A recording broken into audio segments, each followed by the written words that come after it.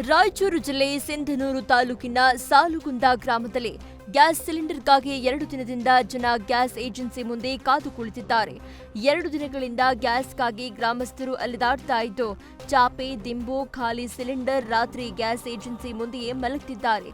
3-4 ದಿನಗಳಿಂದ ಇದೇ ಪರಿಸ್ಥಿತಿ ಇದ್ರೂ ಏಜೆನ್ಸಿಯಿಂದ ಹಿಡಿದು ಅಧಿಕಾರಿಗಳಿಗೆ ಮಾಹಿತಿ ನೀಡಿದ್ರು ಗಮನ ಹರಿಸ್ತಾ ಇಲ್ಲ ಅಂತ ಗ್ರಾಮಸ್ಥರು ಆಕ್ರೋಶ ಹೊರಹಾಕಿದ್ದಾರೆ. ರಾಜ್ಯದಲ್ಲಿ ಪೂರ್ವ ಮುಂಗಾರು ಮಳೆ ಆರಂಭವಾಗಿದ್ದು, ಕೊಪ್ಪಳದಲ್ಲಿ ಬಿತ್ತನೆ ಬೀಜ ಜೊತೆ ರಸಗೊಬ್ಬರಕ್ಕೆ ಕೊರತೆ ಉಂಟಾಗಿದೆ. ರೈತ ಸಂಪರ್ಕ ಕೇಂದ್ರದಲ್ಲಿ ಸಕಾಲಕ್ಕೆ ರಸಗೊಬ್ಬರ ಹಾಗೂ ಬಿತ್ತನೆ ಬೀಜ ಸಿಗದೆ ರೈತರು ಪರದಾಡ್ತಿದ್ದಾರೆ. ರೈತರಿಗೆ ಕೊರತೆಯಾಗದಂತೆ ಬಿತ್ತನೆ ಬೀಜ, ಗೊಬ್ಬರ ಸಂಗ್ರಹಿಸಬೇಕು ಅಂತ ರೈತರು ಆಗ್ರಹಿಸಿದ್ದಾರೆ.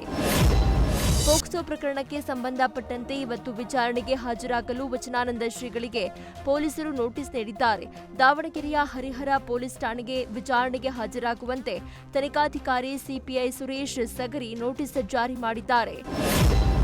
ಬೆಂಗಳೂರು ಸೇರಿದಂತೆ ರಾಜ್ಯದ ಹಲವು ಜಿಲ್ಲೆಗಳಲ್ಲಿ ಮುಂದಿನ ಕೆಲವು ದಿನಗಳ ಕಾಲ ಭಾರೀ ಮಳೆಯಾಗುವ ಮುನ್ಸೂಚನೆ ಇದೆ ಅಂತ ಹವಾಮಾನ ಇಲಾಖೆ ತಿಳಿಸಿದೆ.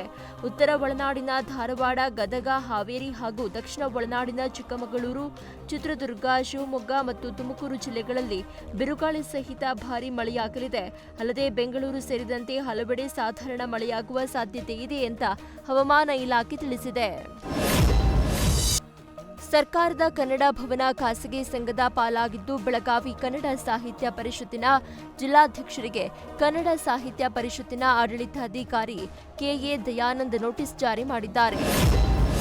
ಬೆಂಗಳೂರಿನ ಶೇಷಾದ್ರಿಪುರಂನ ಲಿಂಕ್ ರಸ್ತೆಯಲ್ಲಿರುವ ಕರ್ನಾಟಕ ಪಬ್ಲಿಕ್ ಸ್ಕೂಲ್ನ ಕಾಂಪೌಂಡ್ ಬಿರುಕು ಬಿದ್ದು ವಾಲಿಕೊಂಡಿದೆ. ಕಾಂಪೌಂಡ್ ಯಾವ ಕ್ಷಣದಲ್ಲಿ ಬೇಕಾದರೂ ಬೀಳುವ ಸ್ಥಿತಿಯಲ್ಲಿದ್ದು, ಮಕ್ಕಳು, ಪಾದಾಚಾರಿಗಳು ಓಡಾಡೋ ಜಾಗದಲ್ಲಿ ಅಪಾಯ ಹೆಚ್ಚಾಗಿದೆ. ಇಲ್ಲಿಯವರೆಗೂ ಕ್ರಮ ಕೈಗೊಳ್ಳದ ಜಿಬಿಎ ಮತ್ತು ಶಿಕ್ಷಣ ಇಲಾಖೆ ವಿರುದ್ಧ ಜನರು ಆಕ್ರೋಶ ಹೊರಹಾಕಿದ್ದಾರೆ.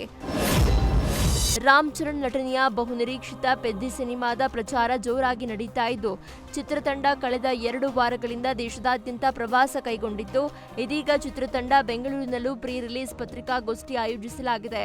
ಇವತ್ತು ಮಧ್ಯಾಹ್ನ ಬೆಂಗಳೂರಿನ ಖಾಸಗಿ ಹೋಟೆಲ್ನಲ್ಲಿ ಪತ್ರಿಕಾಗೋಷ್ಠಿ ನಡೀತಾ ಇದ್ದು, ಈ ಸಮಾರಂಭದಲ್ಲಿ ರಾಮ್ ಚರಣ್, ನಟಿ ಜಾನ್ವಿ ಕಪೂರ್, ನಿರ್ದೇಶಕ ಬುಚ್ಚಿ ಬಾಬು ಭಾಗಿಯಾಗ್ತಿದ್ದಾರೆ.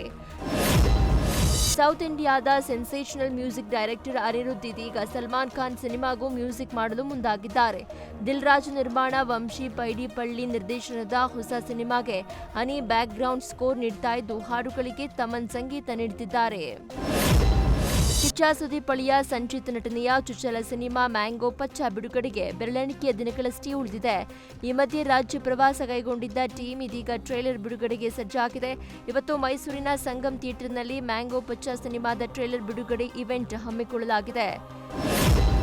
ಕಿಚ್ಚ ಸುದೀಪ್ ನಟನೆಯ ಬಹುನಿರೀಕ್ಷಿತ ಬಿಲ್ಲಾರಂಗ ಭಾಷಾ ಸಿನಿಮಾದ ಚಿತ್ರೀಕರಣ ಸದ್ಯಕ್ಕೆ ನಡೀತಾ ಇಲ್ಲ. ಇದರಿಂದ ಈ ಸಿನಿಮಾ ನಿಂತು ಹೋಗಿದೆ.